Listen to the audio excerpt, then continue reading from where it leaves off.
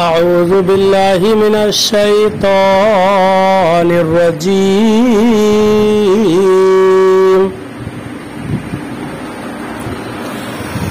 بسم الله الرحمن الرحيم.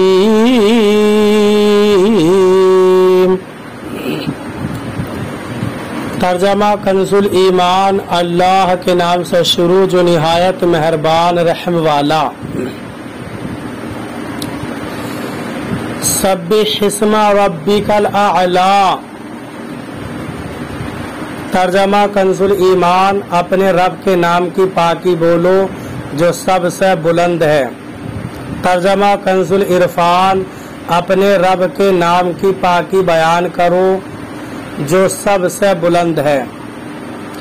یعنی اے پیارے حبیب صلی اللہ علیہ وسلم آپ اس بات کو بیان فرمائیں کہ اللہ تعالیٰ اپنی ذات میں، صفات میں، اسماء میں، افعال میں اور احکام میں ہر اس چیز سے پاک ہے جو اس کی شان کے لائق نہیں ہے، اور پاک جگہوں میں عزت و احترام کے ساتھ اللہ تعالیٰ کا نام لیا جائے. بعض مفسرین نے فرمایا کہ اس آیت میں سبحان ربی الاعلی کہنے کا حکم دیا گیا ہے. اور حضرت عقبہ بن عامر رضی اللہ تعالی عنہ فرماتے ہیں جب یہ آیت نازل ہوئی تو سرکار دو عالم صلی اللہ علیہ وسلم نے ارشاد فرمایا اسے اپنے سجدے میں داخل کر دو، یعنی سجدے میں سبحان ربی الاعلی کہو. الذی خلق فسوی. ترجمہ کنزُل ایمان. جس نے بنا کر ٹھیک کیا. ترجمہ کنزُل عرفان.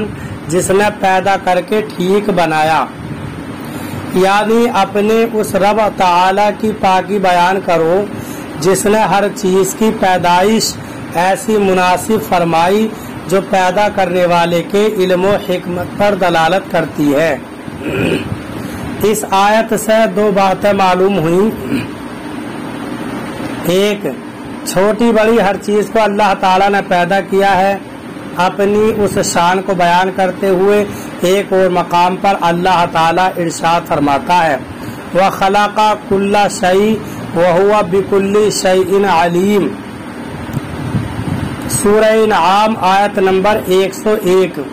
ترجمہ اور اس نے ہر شے کو پیدا کیا ہے اور وہ ہر شے کو جاننے والا ہے. اور ارشاد فرمایا اللہ خالق کل شیء وہو الواحد القہار. سورہ رعد آیت نمبر 16. ترجمہ اللہ ہر شے کا خالق ہے اور وہ اکیلا سب پر غالب ہے. اور ارشاد فرمایا وَخَلَقَ كُلَّ شَيْءٍ فَقَدَّرَهُ تَقْدِيرًا. سورہ فرقان آیت نمبر 2. ترجمہ اور اس نے ہر چیز کو پیدا فرمایا پھر اسے ٹھیک اندازے پر رکھا. 2. ہر چیز کو پیدا فرمانے میں کوئی نہ کوئی حکمت ضرور ہے. قرآن پاک میں کئی مقامات پر مختلف چیزوں کو پیدا کرنے کی حکمت بیان کی گئی ہے. جیسے ایک مقام پر ارشاد فرمایا وَمِن كُلِّ شَيْءٍ خَلَقْنَا زَوْجَيْنِ لَعَلَّكُمْ تَذَكَّرُونَ. سورہ زاریات آیت نمبر 49. اور ہم نے ہر چیز کی دو قسمیں بنائی تاکہ تم نصیحت حاصل کرو. اور ارشاد فرمایا اللہ الذی خلق 7 سماوات ومن الارض مثلہن يتنزل الامر بینہن لتعلموا ان اللہ علی کل شیء قدیر وان اللہ قد احاط بکل شیء علما. سورہ طلاق آیت نمبر 12. ترجمہ اللہ وہی ہے جس نے 7 آسمان بنائے اور انہی کے برابر زمینیں. حکم ان کے درمیان اترتا ہے تاکہ تم جان لو کہ اللہ ہر شے پر خوب قادر ہے اور یہ کہ اللہ کا علم ہر چیز کو گھیرے ہوئے ہے. اور ارشاد فرمایا अल्लज़ी खलक़ल मौता वल हयाता लियब्लुवकुम अय्युकुम अहसनु अमला।